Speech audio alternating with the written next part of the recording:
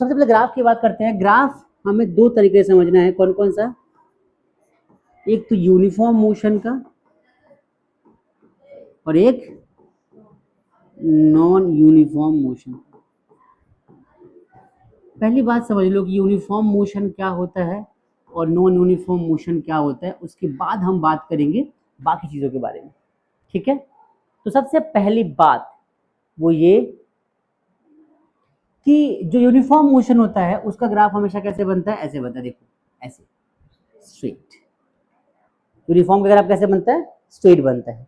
लेकिन ग्राफ पर कैसा बन गया? कर्व।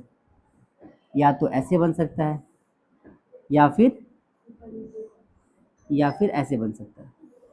इसको हम क्या बोलते हैं? Non uniform motion. क्या बोलेंगे? Non uniform motion. अब यहाँ पे ध्यान रखना, नॉन यूनिफॉर्म मोशन जब भी होता है, इसमें सबसे इंपॉर्टेंट चीज क्या होती है? इसमें होती है कि किस टाइप का ग्राफ है और किस टाइप के ग्राफ से हमें क्या मिलने वाला है। तो सबसे पहले एक बार शॉर्ट में डिस्कस करते हैं कि यूनिफॉर्म और नॉन यूनिफॉर्म का मतलब क्या होता है। ध्यान से देखिए, अगर मैं यूनिफॉर्म मोशन की बात करता हूं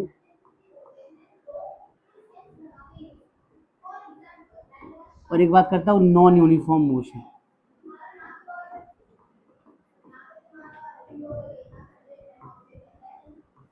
अच्छे समझना टॉपिक को, ठीक है? ये बहुत इंटरेस्टिंग टॉपिक है, अच्छा है सच में, क्योंकि इसके मार्क्स बहुत बार आते हैं एग्जाम में। देखो, यूनिफॉर्म मोशन की बात करते हैं तो यूनिफॉर्म मोशन में देखा जाता है कि equal distance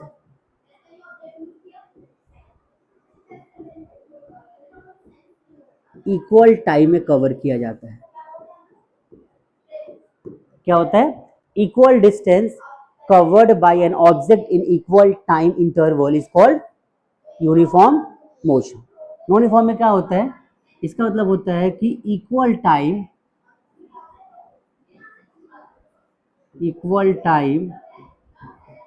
is not covered in equal intervals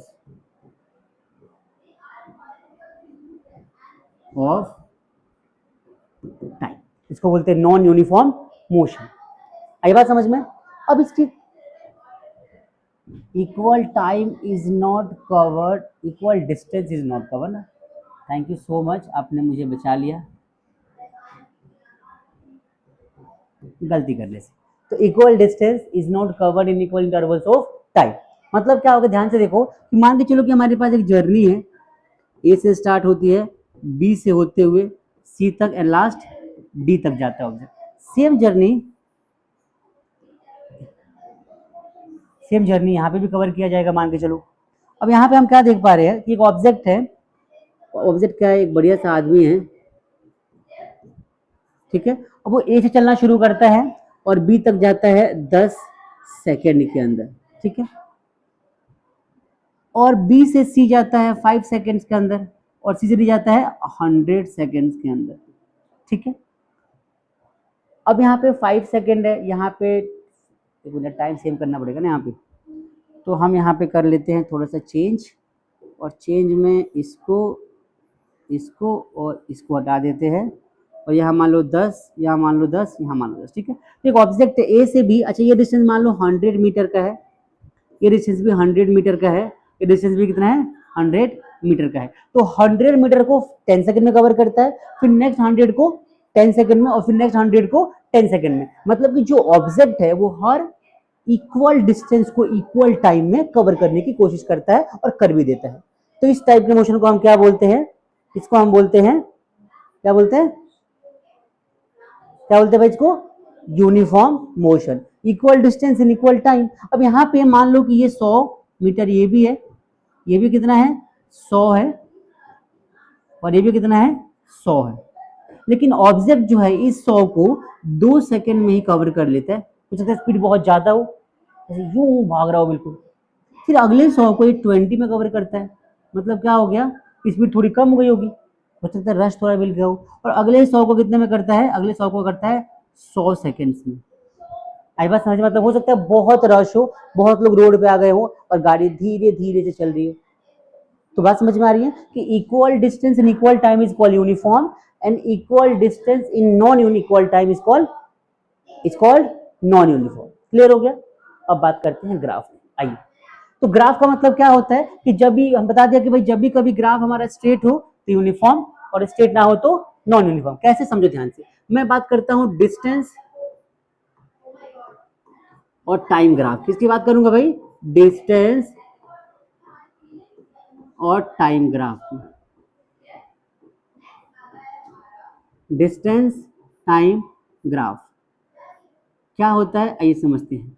मान के चलो कि हमने ग्राफ बनाया इस तरीके से, और ये ग्राफ आगे की तरफ दिखा रहा है डिस्टेंस। क्या दिखा रहा है? डिस्टेंस मैंने एक्स में लिख दिया, और एक्स किस में लिख दिया? मीटर में। ये दिखा दिया मैंने टाइम,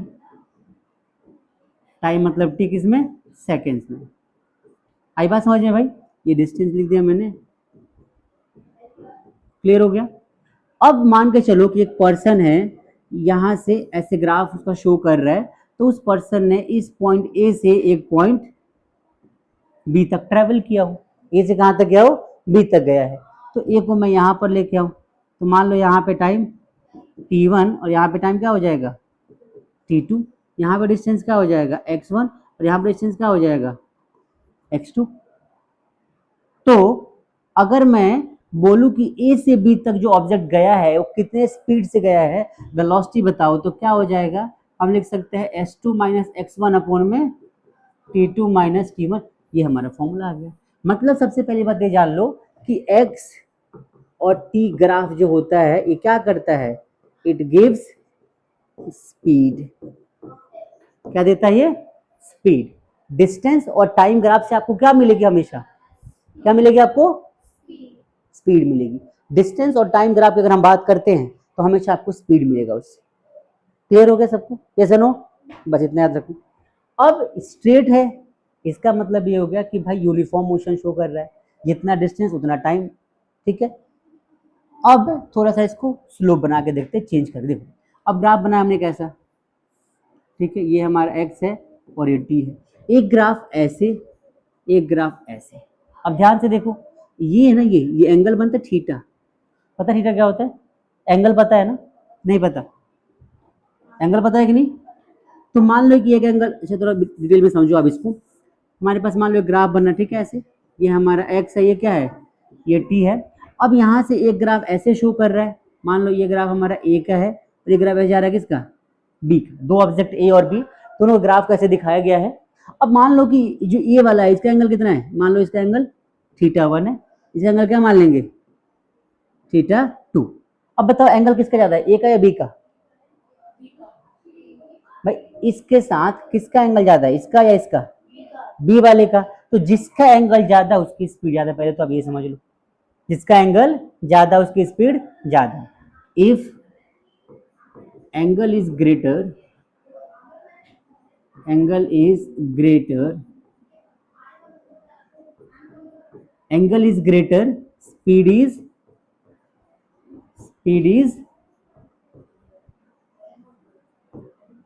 greater। आई बात समझ में? पहली बात तो ये जान लो। अब अगर मान के चलो तुमसे बोलो कि किसकी स्पीड ज्यादा है, ए की या बी की, कई बार ऐसा आ जाता है क्वेश्चन कि स्पीड ए की ज्यादा है बी की ज्यादा है, बताओ क्या बोलोगे? तो भाई velocity of A is greater than velocity of B. ये बात समझ में आएगी नहीं? पहले बताओ। क्लियर हुआ? यहाँ समझ में? सॉरी बी की ना, बी की, ठीक है, क्योंकि बी ऊपर। तो जिसका एंगल ज्यादा उसकी वेलोसिटी ज्यादा, उसकी स्पीड ज्यादा। क्लियर हो गया सबको? नहीं है समझ में? एक और देखते हैं। अब मान लो आपको एक और एंगल दे रखा है, ये टी है और ये एक्स है।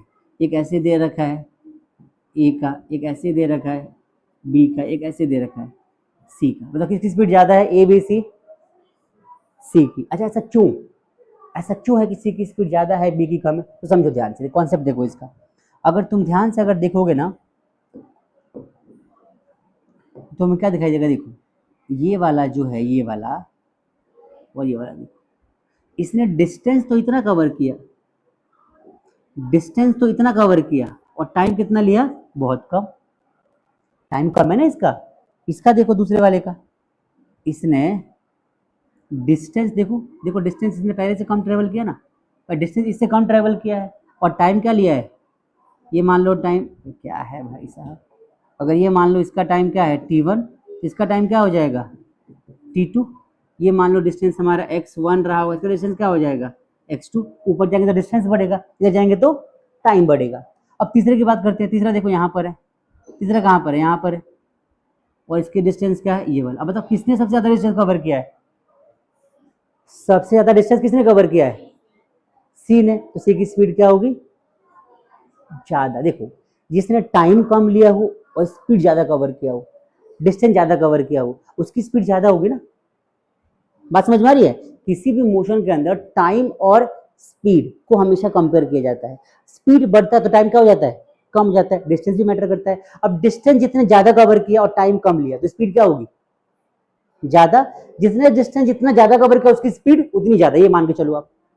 बात समझ में आ रही है। अब इस तीनों ए बी सी में मान के चलो कि सी का डिस्टेंस कितना है सबसे ज्यादा, और टाइम भी क्या है सबसे कम, मतलब कि वेलोसिटी ऑफ सी जो होगी हमारी, वेलोसिटी ऑफ क्या है भाई साहब, वेलोसिटी ऑफ जो हमारी सी है वो सबसे ज्यादा होगी। बात समझ में आ रही है। इससे कम डिस्टेंस किसने ट्रेवल किया, बी वाले ने। जिसका डिस्टेंस यहाँ पे आ रहा है ना, ध्यान से देखो अगर तुम तो यहाँ पे, इसका यहाँ पे आ रहा है मान लो x3 हो गया। बात समझ में आ रही है। तो ये क्या होगा, टाइम हमारा 3 हो गया। क्लियर हो गया सबको। तो अब ध्यान से अगर देखो तो सी ने सबसे ज्यादा डिस्टेंस कवर किया है, टाइम कम लिया, तो उसकी वेलोसिटी सबसे ज्यादा। फिर बी की बात करें तो बी ने उससे कम डिस्टेंस ट्रेवल किया और टाइम उससे थोड़ा ज्यादा लिया, तो उसकी वेलोसिटी क्या हो जाएगी, उससे थोड़ी कम। और सबसे कम किसकी हो जाएगी, एक की। तो वेलोसिटी हो गई। बात समझ में आ गई। तो कई बार ऐसे ग्राफ दिया जाता है, 2-3 ग्राफ, बोले बताओ किसकी स्पीड ज्यादा किसकी स्पीड कम। समझ में आ गया, आइडिया लगा लोगे ना, यस नो। एक और तरीका है, कौन सा, हमारा शॉर्टकट। आप एंगल देख लो। अब क्या देख लो, यहाँ पे एंगल देख लो। इसका एंगल क्या है, सबसे कम है, तो इसकी स्पीड सबसे कम होगी। इसका स्पीड, इसका एंगल क्या है, थोड़ा उससे ज्यादा, उसकी स्पीड क्या होगी, ज्यादा होगी। इसका एंगल क्या है, इसका एंगल क्या है, सबसे ज्यादा, इसका एंगल क्या हो जाएगा, और ज्यादा, तो इसकी स्पीड क्या हो जाएगी, और ज्यादा। आई बात समझ में। तो शॉर्ट ट्रिक के एंगल के बेस पे जज कर लो आप। तो इसका एंगल यहाँ बन रहा है, ध्यान से देखो, तो ये एंगल सबसे कम, ये एंगल क्या है, उससे ज्यादा, ये एंगल सबसे ज्यादा। हाँ, एक्स के साथ ऊपर की तरफ एंगल दिखना होता है, याद रखना मुझे। एक्स के साथ एंटी क्लॉकवाइज डायरेक्शन में, एक्स के साथ एंटी क्लॉकवाइज डायरेक्शन में। क्लॉक के बाद देख लेना वरना गलत हो जाएगा पूरा। क्लियर हुआ, श्योर। ये शॉर्ट ट्रिक है तुम्हारा। तीसरा देखो, एक और समझते हैं। अब कुछ डिफरेंट ग्राफ्स आते हैं, कौन कौन से ध्यान से देखो। सम डिफरेंट ग्राफ, कौन कौन से ध्यान से देखो। एक ग्राफ ऐसे बनता है, थोड़ा सा अच्छा बना ले क्या, अच्छा कैसे बनाए, हाथ से, हाथ से तो नहीं बनेगा, स्केल से बनाते हैं ऐसे, ठीक है, ठीक लग रहा है। तो कोई मार लेते हैं। किसकी बात कर रहे हैं, एक्सटी ग्राफ, मतलब कि डिस्टेंस टाइम ग्राफ की बात कर रहे हैं। डिटेल नॉलेज मिलेगी आपको, इसके बाद आपको दोबारा ग्राफ में कोई प्रॉब्लम नहीं होगी, हमेशा के लिए सीख जाओ ग्राफ, ठीक है। सीधे 11th में पढ़ना ग्राफ दोबारा इसके बाद। देखो अब यहाँ पे कुछ ग्राफ, अच्छा हमेशा याद रखना कि ये हमारा क्या होगा, ये हमारा एक्स होगा, ये हमारा क्या होगा, टी होगा। ये एक्स होगा, ये क्या होगा, टी होगा। एक्स और टी, एक्स और टी, यहाँ पर भी एक्स और एक्स और टी, ठीक है। आगे देखो, तो एक ग्राफ मान लो ऐसे है, एक ग्राफ ऐसे और एक ग्राफ ऐसे। मान लो इसका नाम दिया ए, इसका नाम दिया बी, इसका नाम दिया। समझ में आ गया सबको क्या करना है, कंपेयर कैसे करते हैं। दूसरा कई बार ग्राफ ऐसे आ जाता है, ध्यान से देखो, कई बार ग्राफ ऐसे भी आ जाता है, कई बार ग्राफ ऐसे आएगा सीधे, कई बार ग्राफ ऐसे आ जाएगा, और लास्ट में एक ग्राफ आएगा ऐसे, ठीक है। अब पूछेगा, ऐसे तो हर ग्राफ का अपना मतलब है, अलग अलग मतलब है, लेकिन आप ध्यान से समझो थोड़ा सा, मैं समझा रहा हूँ। हर ग्राफ पे यहाँ पे क्या है, अपना मतलब है। आप ध्यान से देखो यहाँ पे एक बार, देखो इस ग्राफ के अंदर हर ग्राफ एक नया स्टेटमेंट कहता है। क्या कहता है, इस ग्राफ की बात करते हैं तो यहाँ पे 3 अलग अलग ऑब्जेक्ट्स के ग्राफ को दिखाया गया है, और हमेशा इसमें कंपेयर किया जाएगा कि भाई किसकी स्पीड क्या होगी, ज्यादा होगी, बताओ किसकी स्पीड क्या होगी, ज्यादा होगी, बताओ। ये यहाँ पूछा जाएगा। तो आप यहाँ पे कंपेयर कर सकते हो, भाई मान लो कि इस वाले का एंगल क्या है, कम है, इसका एंगल क्या है, ज्यादा, इसका एंगल क्या है, ज्यादा। तो आप क्या कंपेयर करोगे कि भाई velocity of C is greater than velocity of B, is greater than velocity of A, ठीक है। इसका मतलब क्या हो गया कि तीनों ऑब्जेक्ट्स की स्पीड में सबसे ज्यादा स्पीड सी की रही होगी, उससे कम बी की, उससे कम ए की। क्लियर हो गया सबको? यस और नो? इसके बाद हम बात करते हैं यहाँ पे, तो यहाँ पे एक्स और टी ग्राफ में ध्यान से देखो, टाइम की तरफ ग्राफ हमारा भाग रहा है। हमारा ग्राफ कहाँ भाग रहा है? टाइम की तरफ भाग रहा है। और डिस्टेंस कवर कर रहा है क्या ऊपर? अब ध्यान से अगर देखो तो यहाँ से इस वाले पॉइंट से इस वाले पॉइंट तक क्या हो रहा है कि डिस्टेंस तो बढ़ रहा है। इसके बाद डिस्टेंस इंक्रीज होना बंद हो गया और क्या बढ़ना शुरू हो गया? टाइम। मतलब क्या हो गया कि ऑब्जेक्ट ने कुछ टाइम तक तो डिस्टेंस कवर किया, उसके बाद ऑब्जेक्ट ने क्या किया? डिस्टेंस को कवर करना छोड़ दिया, सिर्फ टाइम बढ़ रहा है। मतलब कि ऑब्जेक्ट पहले धीरे धीरे चल रहा होगा, फिर रुक गया। बात समझ में आ गई? फिर क्या हो गया? रुक गया। तो इसका मतलब होता है कि इस वाले केस को हम बोलते हैं क्या कि स्पीड डिक्रीजिंग। स्पीड क्या हो रहा है? डिक्रीज। हालांकि यहाँ पे ग्राफ ध्यान से देखो तो टाइम की तरफ भाग रहा है, तो स्पीड यहाँ पे धीरे कम होते होते जीरो हो जाएगा टाइम। आई बात समझ में? इसके बाद यहाँ क्या दिखाता है, यहाँ पर ध्यान से देखो, यहाँ पे ध्यान से देखो तो ये जो स्पीड है यहाँ तक टाइम तो बढ़ा है, उसके बाद टाइम बढ़ना बंद और स्पीड एकदम से स्पीड क्या हो गई? ऑब्जेक्ट की बहुत तेज हो गई। क्यों? क्योंकि ऑब्जेक्ट सिर्फ डिस्टेंस कवर कर रहा है, टाइम तो ले नहीं रहा। मतलब कैसे? एक सेकंड में फ्लैश की तरह यहाँ पे देखा ना, फ्लैश मूवी देखी तुम लोगों ने? देखी नहीं फ्लैश मूवी? देखिए ना, तो फ्लैश क्या करता है? एक सेकंड में यहाँ यहाँ यहाँ यहाँ ऐसे भागता है ना। इसका मतलब यहाँ पे ऑब्जेक्ट बहुत ज्यादा स्पीड में भाग रहा है, हाईली स्पीडी ऑब्जेक्ट है, जो कि इम्पॉसिबल है। तो ये इम्पॉसिबल ग्राफ होता है। क्या होता है? इम्पॉसिबल ग्राफ है। ऐसा कोई ग्राफ पॉसिबल ही नहीं है जहां पे ऑब्जेक्ट क्या करे? सिर्फ डिस्टेंस कवर करे और टाइम ले ही ना। ऐसे तो कुछ हो ही नहीं सकता। हर ऑब्जेक्ट अगर डिस्टेंस कवर करेगा तो क्या लेगा? टाइम लेगा ही लेगा। टाइम ना ले ऐसा हो ही नहीं सकता। क्लियर है सबको? इसके बाद आते हैं यहाँ क्या दिखा रहा है? सेम कॉन्सेप्ट है, डिस्टेंस बढ़ रहा है, टाइम बढ़ ही नहीं रहा। Impossible graph, not possible. हालांकि यहाँ पे हम लिख सकते हैं क्या? Speed increasing. यहाँ पे क्या लिख सकते हैं? स्पीड, ये बिल्कुल स्ट्रेट नहीं है ना, इसे स्पीड इंक्रीजिंग लिख सकते हैं यहाँ पे। आई बात समझ में? बिल्कुल स्ट्रेट नहीं है तो यहाँ पे बिल्कुल स्ट्रेट है, मतलब कि इम्पॉसिबल ग्राफ। आई बात समझ में कि ऐसा कोई ग्राफ पॉसिबल नहीं है जहाँ पे सिर्फ डिस्टेंस कवर किया जाए और टाइम ले ही ना बिल्कुल भी। यहाँ पे देखो धीरे धीरे टाइम कम हो रहा है ना, बात समझ में आ रही है? लेकिन यहाँ पे तो एकदम से दिखा दिया क्या? एक टाइम ऐसा आ गया जहाँ पे ऑब्जेक्ट सीधे भाग रहा है ऊपर, टाइम कवर मतलब टाइम ले ही नहीं रहा, डिस्टेंस कवर कर रहा है, टाइम ले ही नहीं रहा, डिस्टेंस कवर कर रहा है, टाइम ले ही नहीं रहा। इसका मतलब ये होगा कि ग्राफ पॉसिबल है ही नहीं। क्लियर सभी को? नेक्स्ट वाले पे आ जाओ। यहाँ पे जब भी अच्छा देखो, एग्जाम में जब ग्राफ आता है ना तो स्टेटमेंट क्या कहता है कि graph is showing a graph is straight line parallel to the time axis. What does it mean? Question समझ में आया? A graph is a straight line parallel to the time axis. What does it mean? तो graph time के साथ अगर parallel है, इसका मतलब सिर्फ टाइम ही तो बढ़ रहा है, डिस्टेंस तो बढ़ नहीं रहा ऊपर। ग्राफ अगर ऊपर जाएगा तो डिस्टेंस कवर करेगा, ऊपर तो जा नहीं रहा, कहाँ जा रहा है? टाइम के साथ आगे मूव कर रहा है, ऐसे है ना भाई। तो इस वाले केस में क्या हो जाएगा कि ये रेस्ट का होता है। किसका ग्राफ होता है? रेस्ट का। u इज इक्वल टू क्या हो जाएगा? जीरो। ऑब्जेक्ट रुका हुआ है, चल ही नहीं रहे थे। क्लियर हो गया? इस वाले ग्राफ को बोलते हैं इम्पॉसिबल ग्राफ। पूछो क्यों भाई? कोई बता सकता है इम्पॉसिबल ग्राफ क्यों बोलेंगे इसको? बोलो। यहाँ पे इसलिए ग्राफ पॉसिबल है कि मान लो इस टाइम पे अगर मैं देखूं तो ऑब्जेक्ट दो जगह दिखाई दे रहा है, यहाँ पर भी दिखाई दे रहा है, यहाँ पर भी दिखाई दे रहा है। एक ऑब्जेक्ट एक टाइम पे दो जगह कैसे हो सकता है? आई बात समझ में? चाहे ऐसा हो या चाहे ग्राफ सर्कल बना हुआ हो, ये इम्पॉसिबल होता है कि एक ऑब्जेक्ट एक टाइम पे दो जगह अवेलेबल नहीं हो सकता। ये तो सारे लॉज को हमारे फेल कर देगा यूनिवर्स के। ये तो आत्मा भूत प्रेत को भी कैंसिल कर देगा। नहीं, कभी यहाँ कभी वहाँ, वहाँ तो मम्मी से बात कर रहे हैं, पापा से बात कर रहा है ना? पॉसिबल है ऐसा? नहीं पॉसिबल। क्लियर हो गया? ये हमारा बेसिक डिस्टेंस टाइम ग्राफ का कॉन्सेप्ट। होपफुली सबको समझ में आ गया होगा। एक और पढ़ते आगे, देखो आगे बढ़ते हैं वीटी ग्राफ। दो ग्राफ पढ़ना है तो बस, ज्यादा नहीं पढ़ना, ठीक है? लास्ट में वीटी ग्राफ।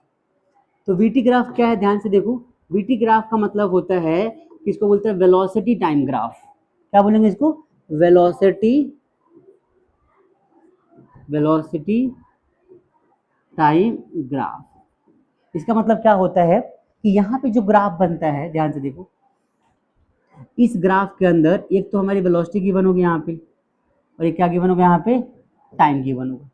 मान लो कोई ग्राफ स्ट्रेट लाइन शो कर रहा है, ठीक है, तो हम मानते हैं कि ऑब्जेक्ट ए पॉइंट से लेकर कहाँ तक चला होगा, इस बी पॉइंट तक चला होगा। मान लो आगे भी गया होगा, आगे छोड़ दो तो पीछे बना लेते हैं। मान लो ऑब्जेक्ट ए से कहाँ तक गया होगा, बी तक गया होगा। तो इसका मतलब क्या होगा, ग्राफ हमें क्या इन्फॉर्मेशन देगा, इस ग्राफ से हमें क्या इन्फॉर्मेशन मिलेगी, तो इससे मिलेगा हमें दो चीज़ों की इन्फॉर्मेशन। क्या, एक तो मिलेगी क्या, ध्यान से देखो, यहाँ से मैंने ग्राफ, यहाँ से मैंने क्या कर दिया, ग्राफ को ऐसे नीचे लेकर गया, तो यहाँ से नीचे लेकर गया, यहाँ से ऐसे लेकर गया, और यहाँ से ऐसे लेकर गया। तो ध्यान से देखो, यहाँ पे मान लो कि टाइम t1 रहा होगा, यहाँ पे टाइम t2, यहाँ पे वेलोसिटी v1, यहाँ वेलोसिटी क्या हो जाएगी v2। तो a से b तक जो ऑब्जेक्ट ट्रेवल करके गया है उसकी स्पीड वेलोसिटी दे रखा है, एक्सेलरेशन क्या आ रही होगी, तो एक्सेलरेशन का मतलब होता है कि v2 माइनस v1 अपॉन में t2 माइनस t1, मतलब a is equal to change in velocity upon में चेंज इन टाइम। आई बात समझ में। ये ग्राफ हमें क्या बताता है, ये बताता है अबाउट द एक्सेलरेशन। क्या बताता है, अबाउट द एक्सेलरेशन। ये graph BT graph always gives the information about, लिख लो यहाँ पे, it gives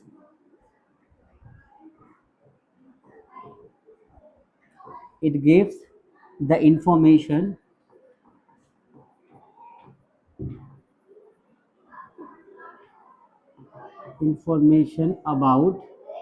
about acceleration of a motion।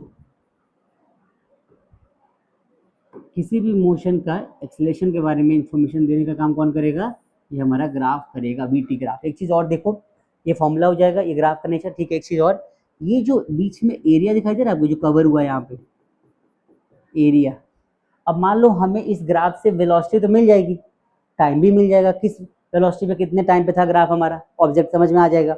लेकिन एक्सेलरेशन मिल गया, तो v मिल गया, x मिल गया, टाइम मिल गया, लेकिन डिस्टेंस का पता क्या चलेगा। तो अगर मैं यहाँ से मान के चलो a है, b है, t2 और t1, मैं इसको नाम देता हूँ, इस पॉइंट को c, इसको नाम देता हूँ क्या, d। तो एरिया अंडर, अच्छा एक चीज और, it gives the information about the acceleration of the motion and distance covered, distance covered। Velocity time graph के ऊपर क्वेश्चन बनता है कि what kind of information does it provide, तो क्या बोलोगे, it gives the information of acceleration and distance covered by the object. Clear हो गया सबको, ठीक है। अब क्या करोगे, लिख लो यहाँ पे, तो कैसे निकालोगे, तो area under VT graph. VT graph जो एरिया कवर करेगा वो एरिया एक्चुअली में डिस्टेंस होता है। एग्जांपल की बात करें यहाँ पे, तो मैं लिखूँ A O C D, A O C D is equal to, यहाँ पे क्या बन रहा है, देखो ये पूरा एरिया कवर हो रहा है ना। तो ये जो भी फिगर बनेगा, या तो रेक्टेंगल बन सकता है, या हो सकता है यहाँ पे ट्रेपेजियम बने, या स्क्वायर बने, तो क्या देगा आपको, डिस्टेंस देगा पूरा का पूरा। Area of this is equal to distance cover. क्या बात समझ में आ गया आप लोगों को, यस और नो। ये पूरी इंफॉर्मेशन आपको मिलती है, this is the complete concept of graph of VT and ST graph. Got it guys, clear है।